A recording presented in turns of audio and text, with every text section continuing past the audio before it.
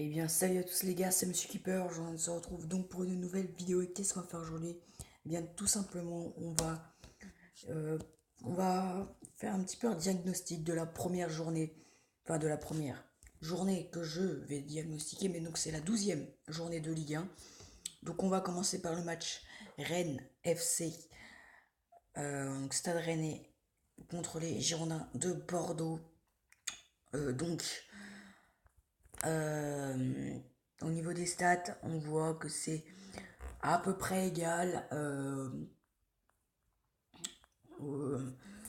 Même si c'est vrai qu'en première mi-temps, j'ai pas regardé le match, mais j'ai vraiment bien lu le résumé, vraiment bien regardé le résumé. Euh, Tout simplement, en début de la première mi-temps, en tout cas, Bordeaux n'a eu que vraiment une occasion franche. Et ce que je voudrais souligner, c'est quand même le nombre de tirs cadrés côté bordelais, qui est vraiment très faible. Alors ensuite, nous allons aller sur le match suivant.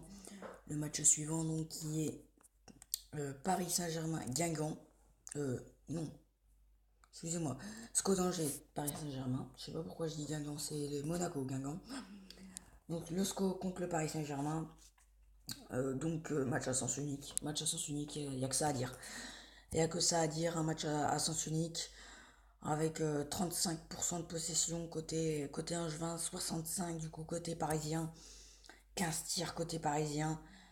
Donc ouais, franchement, un match à sens unique pour le PSG. Ensuite, on enchaîne avec Monaco-Guingamp. Donc Monaco-Guingamp, match, on va dire aussi à sens unique, hein, voire même encore plus au stade Louis II, devant 7666 spectateurs.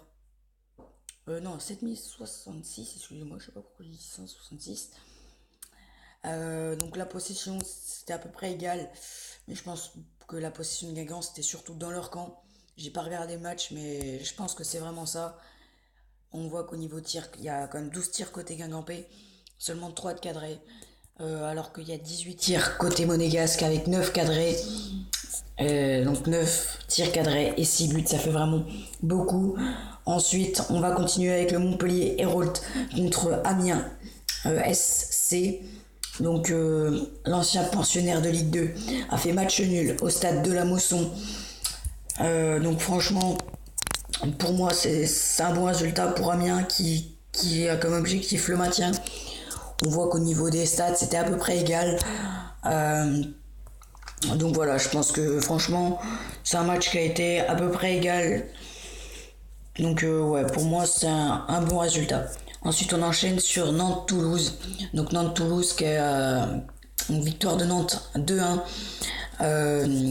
Donc au niveau de la possession, on voit que c'est surtout Toulouse. Toulouse a beaucoup moins cadré, mais a autant tiré quasiment. Donc j'ai pas vu le match, mais franchement, Nantes tout de suite est vraiment bien. Nantes est actuellement quatrième. Enfin, on va voir ça quand on va regarder le classement en fin de vidéo. Mais je crois que Nantes doit être quatrième, il me semble. Ensuite, 3 Strasbourg. Les Stacks contre Strasbourg. Une victoire 3-0 alors qu'à la mi-temps ça faisait seulement 0-0. 50% de possession partout. Après, j'ai pas vu le match, mais au niveau des frappes, il y a comme 3 frappes de plus du côté de l'Estac. 6 frappes cadrées quand même côté de l'Estac contre 2. Forcément, quand on cadre ses frappes, c'est beaucoup mieux. Donc j'ai pas regardé le match, hein, donc je peux pas vous dire que le match comment dire, a été vraiment je perds même, excusez-moi, que l'Estac a eu beaucoup de chance durant ce match, a eu beaucoup de réussite, ou je peux pas vous le dire, mais je sais que le gardien de l'Estac a sorti quand même 2 beaux arrêts. Voilà, je peux pas franchement vous dire comment s'est passé le match, mais ouais, je pense que c'était une deuxième mi-temps surtout pour les Stacks. Ensuite, on enchaîne sur le match Nice-Dijon, victoire 1-0 des Niçois, avec marqué par un carton rouge de Mario Balotelli qui va peut-être avantager le Stade Malherbe ce dimanche ou ce samedi, je ne sais plus. Donc 50% de possession des deux côtés. Franchement, pour moi, Dijon ne mérite pas ce score à la fin du match. Franchement, les gars, Dijon ne mérite pas ce score. Je trouve que c'est vraiment un résultat que je trouve un peu chanceux, on va dire, pour Nice, avec surtout un carton rouge pour Mario Balotelli. Franchement, moi qui suis supporter canet, je trouve ça très très bien. Mais bon, on va pas s'attarder là-dessus. Ensuite, un match où j'ai pleuré, hein, tout simplement. Enfin, façon de parler, j'ai pleuré. 1-0 à la mi-temps, 5-0 à l'arrivée. Franchement, c'était un match nul. On n'a pas vu le Stade Malherbe. Marseille a dominé. Rémi Vercoute a sorti un vrai gros match. Même s'il s'est pris 5 buts, une première mi-temps d'enfer. Il a fait des super arrêts. D'ailleurs, je sais pas si vous avez vu un arrêt où la goal line a servi. Il y en a eu un aussi dans le match Lille. Metz, un arrêt où la goal line a servi. Mais franchement, l'arrêt de Rémi Vercoute était vraiment magnifique. Donc on voit que la possession, pareil, 29 tirs cadrés. Enfin 29 tirs dont 11 cadrés. On ne peut pas imaginer qu'il y ait autant de tirs dans un match, surtout d'une équipe de Ligue 1, quoi. Ça devrait être à peu près égal, même si c'est pas tout à fait égal à 100%. Mais je trouve vraiment que le Stade Malherbe a fait un très très mauvais match et que du coup Marseille a su en profiter. Alors on enchaîne du coup sur le match Metz-Lille. Un vraiment très très bel arrêt pour le gardien lillois. Donc là franchement le match qui a été, on va dire, bon pour les Niçois, enfin bon pour les Lillois, excusez-moi. Hein, les Lillois se relancent après un très très mauvais début de saison. Marcelo Bielsa était même sur la sellette avant ce match. S'il perdait, il perdait son poste aussi. Ils ont gagné, donc tant mieux pour lui. Pas tant mieux pour Lille, parce que moi c'est vraiment un entraîneur que j'apprécie pas beaucoup, Marcelo Bielsa. Donc 42% de possession, donc voilà, au niveau de la possession, c'est quand même Lille qui l'avait. Hein, quand même 58%, ça commence à faire beaucoup. Au niveau des frappes, Metz a plus tenté, mais a moins cadré. Donc voilà, pour moi, Lille mérite quand même de gagner ce match parce que vraiment leur gardien a fait des très très beaux arrêts. Ensuite, on part sur le derby Saint-Étienne-Lyon à sens unique. Un Saint-Étienne-Lyon à sens unique marqué par un envahissement de terrain de la part des supporters stéphanois. Je veux pas non plus me positionner dans l'affaire. Mais pour moi, c'est vrai que Nabil Fekir a quand même un peu, on va dire, cherché les supporters stéphanois. Mais de leur côté, les supporters stéphanois n'avaient pas à agir de la sorte. Donc pour moi, je trouve que c'est une victoire méritée. Côté lyonnais, 5-0. Un match à sens unique, on peut rien dire. Marqué par aussi la révolution du corner par Hanouna, ça arrive. Enfin, Hanouma, excusez-moi, je sais pas pourquoi je dis Hanouna. Non, par Hanouma. Hanouma qui a vraiment révolutionné le corner. Écoutez, ça arrive, hein, ça arrive à tous de faire des erreurs. Moi-même j'en ai même fait une, il y a deux matchs. J'ai fait une erreur qui s'est payée parce qu'on a perdu 1-0 et c'est à cause de moi qu'on se prend le but. Donc oui, ça arrive les erreurs. Et donc on peut pas trop lui en vouloir. Après c'est vrai que le joueur fait quand même rate son corner, lance l'action de but et se blesse dans la même action. Donc c'est un peu dommage pour Saint-Étienne, mais bon. C'est un match à oublier pour les Stéphanois. Et donc les Stéphanois qui sont pas si bien que ça. Tout de suite, on va voir ça dans le classement tout de suite. Donc je vais lancer la rubrique classement.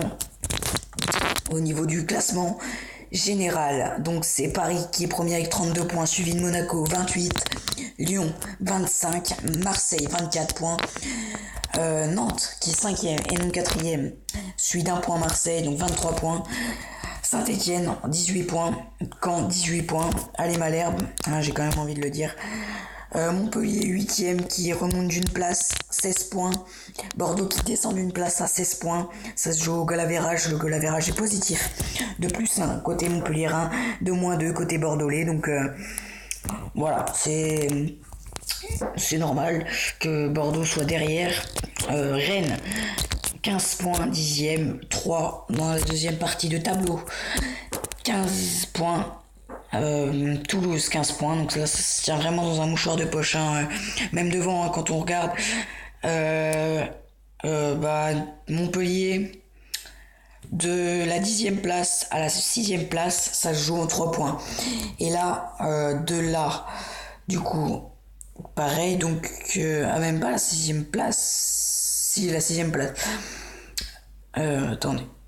Non, du coup, non, même pas. À la 12e place, ça se joue en 3 points. En 4 points jusqu'à la... Et en 5 points jusqu'à la 15e place. Donc franchement, c'est assez serré. Même si 5 points, ça fait quand même une défaite et un match nul. Et il faudrait que tous les autres concurrents gagnent. Donc c'est vrai que ça fait un peu beaucoup. Mais rien n'est joué, hein, dans la deuxième partie de tableau. Donc j'en étais à Toulouse, qui est avec 12e avec 15 points. Guingamp, qui est 13e avec 14 points. 14e, le SCO d'Angers avec 13 points. 15e, l'OGC Nice qui fait un mauvais début de saison comparé à l'année dernière où ils étaient champions d'automne ou quasiment champions d'automne, donc avec 13 points. Dijon 16e avec 12 points. Amiens est juste devant la zone rouge avec 11 points. Les barragistes, ce sont Strasbourg avec 10 points. Lille et Metz avec 9 et 3 points respectivement complètent cette zone rouge. Donc les prochains matchs, nous allons aller les voir et les énumérer.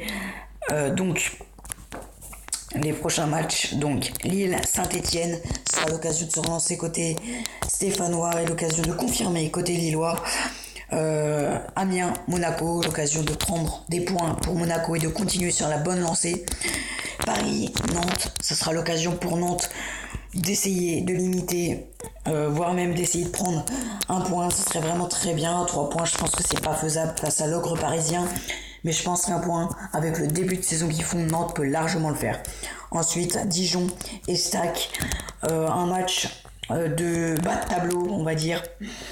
Donc ça sera des points importants pour la relégation. Ensuite, Guingamp, Angers, un match de milieu de tableau, là on va dire. Donc là aussi ça va être un match où il y aura quand même du beau jeu, parce que c'est deux équipes de niveau sensiblement égal. Donc il faudra qu'ils aillent chercher les 3 points pour avoir une bonne place en fin de saison. Ensuite, Strasbourg-Rennes. Ce sera l'occasion pour Strasbourg d'essayer de sortir de la zone rouge, on va dire orange, parce que maintenant c'est les barrages. Et pour Rennes, de confirmer après les 4 victoires consécutives. Ensuite pour Toulouse, Metz, c'est deux équipes qui je crois se tiennent en 3 points, il me semble. Donc ça va vraiment être un match important pour se placer. Ensuite Nice, Nice qui est handicapé d'un carton rouge de Balotelli. Du coup, on va dire que l'attaquant niçois ne sera pas présent au stade Michel Dornano dimanche à 15h. Ce sera un match vraiment pour le stade Malherbe, histoire d'oublier les derniers matchs, et pour Nice, tout simplement de confirmer après une victoire 1-0, certes, peut-être pas méritée, mais où il faudra confirmer. Donc on va dire pour Nice. Lyon-Montpellier, pareil, l'occasion de confirmer pour les Lyonnais. Et Bordeaux-Marseille, l'occasion de confirmer pour les Marseillais. Et pourquoi pas une occasion de se relancer après la défaite 1-0 contre le stade Rennais. Donc voilà, c'est la fin de cette vidéo. Résumé 12e journée. J'ai fait une autre vidéo, où je vais la faire, la vidéo spéciale France-Allemagne. Donc là je vais la faire, mais je pense que je vais essayer de la sortir le soir de France-Allemagne. Donc du coup on est le soir de France-Allemagne. Du coup je vais essayer de la sortir ce soir. Donc c'est la fin de cette vidéo. Si vous avez aimé la vidéo, que vous aimez le concept et que vous avez envie d'être informé de la Ligue 1, vous pouvez vous abonner. J'essayerai de faire des vidéos à chaque journée, avant et après. Si vous avez aimé la vidéo, n'hésitez pas à laisser un like. Si vous ne l'avez pas aimé, un dislike, ça ne me dérange pas. Mais par contre, expliquez pourquoi le like, pourquoi le dislike dans les commentaires, ça me permettra de m'améliorer. Donc les gars, je vous dis salut à tous et du coup, portez-vous bien, bye bye.